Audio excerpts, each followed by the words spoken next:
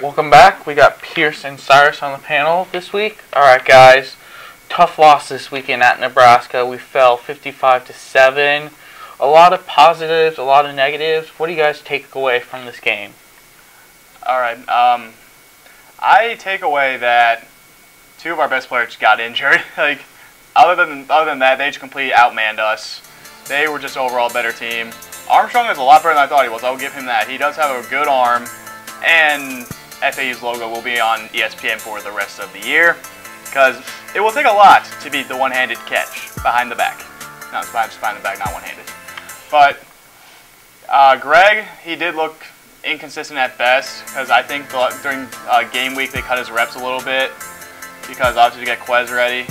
And against Nebraska, a big-time team, one of the better teams in the nation, I would be scared too if I was him.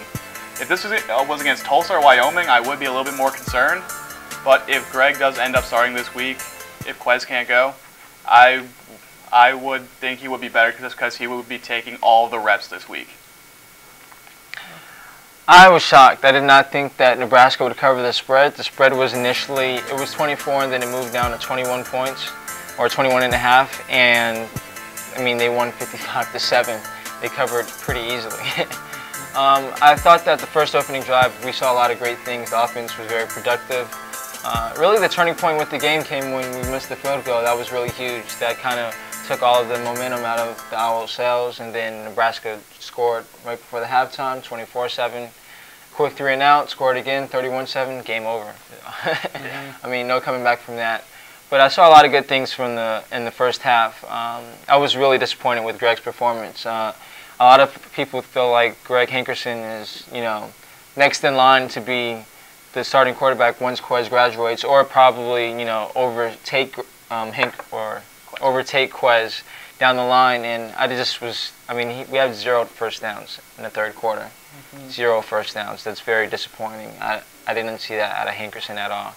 Other than that, I mean, it's tough to gauge because Nebraska is a powerhouse program. They have a lot more better athletes.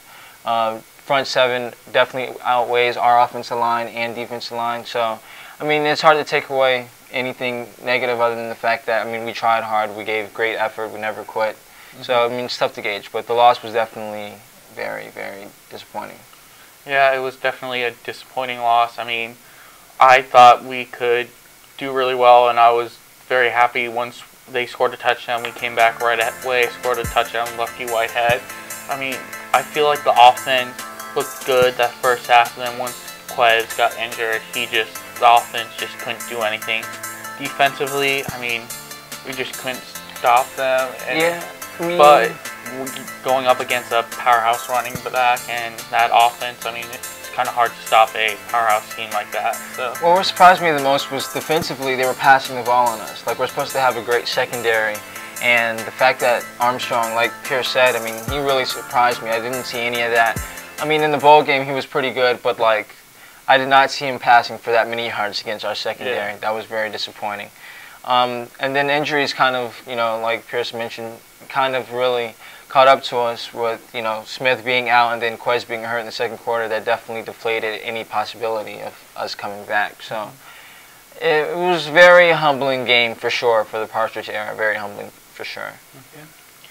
All right, now going on to this weekend's game. We're at number 2 Alabama. What are you guys' thoughts on this game? Some predictions? I guess we'll start it off with Cyrus. We're going to lose, of course, again. Yes. We're going to get blown out. I mean, what I'm worried about the most is kind of like our, not ego, but like our enthusiasm for the football team. It's tough to start off the year. Everyone's all hyped out about football, like it's finally back. And then we get blown out by Nebraska, and then it looks like, I mean, if we didn't stay on the foot with Nebraska, we're not going to stay on the foot with Alabama. And as a fan base for FAU, like, I want to see more wins from the football program. Yeah. Like, I'm tired of us taking these money games personally. Like, but I understand that with our athletic budget, like, we need these games. FAU is getting paid $2 million in total for playing Alabama and Nebraska, $1 million each. So, as long as it helps with the stadium and other, athletic problems or budget concerns, then it's fine. But like, I would really want us to see more games because we're not going to win this week again. Yeah, I agree. If Abdullah killed us like I said he would last week, Yeldon and Derrick Henry are going to be even bigger problem. They each had over 120 yards. Yeldon had 2 touchdowns. Henry had 1. That backfield looked almost as deadly as it was when I think it was Trent and Ingram were there together. Yeah. Mm-hmm. And even Trent and Yeldon when they won it all. And the quarterback looked good enough to where I think they can do some damage. If DJ can't play, Amari Cooper will have a field day. Yeah. He had 12 catches and over 120 last week. What makes you think he can't do that again against a defense that I think West Virginia is a little bit better than us? Yeah. Mm-hmm. But I think they're going to cover, and it won't be close. I think it could be Nebraska all over again. Mm-hmm. Do you guys think Quez is going to start or Hankerson? Well, personally, if I'm an FAU fan, I really don't want Quez starting because I want him healthy for the main games that we're playing, since this is going to be a simple game where we're probably going to get most likely going to get blown out by Alabama. So why risk him re-injuring that shoulder that could make him unavailable for the rest of the season? I feel like Hankerson just does not look good offensively when he's in game mode. So I feel like we need our best players available for the back end. So I hope we keep Johnson on the bench for this game, but it's up to the coaching staff. If he's healthy, let him play. If there is no risk of him re-injuring it or making it worse, let him play. But if Greg does end up starting, he will be getting the reps, I think, most of this week. Will he not? Because will Coach let Quez practice?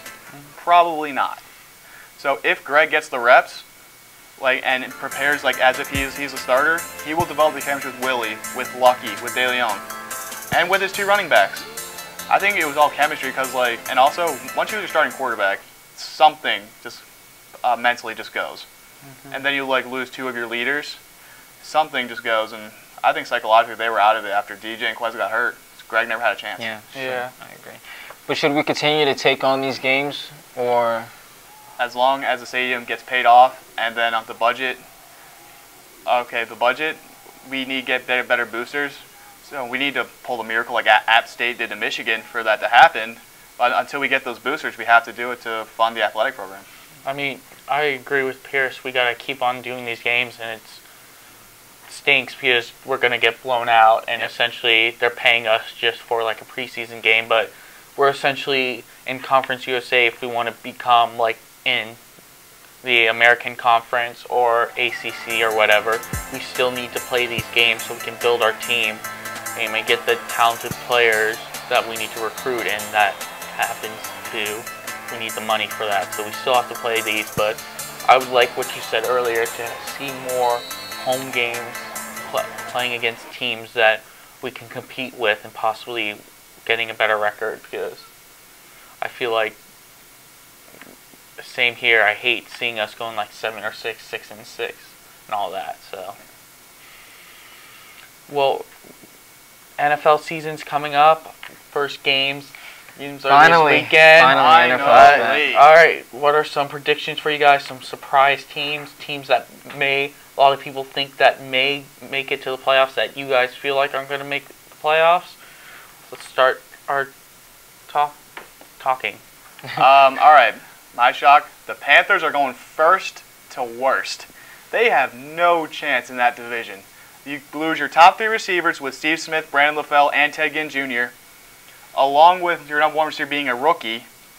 Your running backs can't stay healthy ever. D'Angelo Williams and John Stewart both have nagging ankle injuries from last year.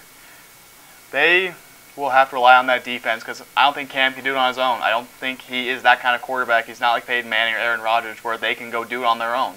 He needs help. I don't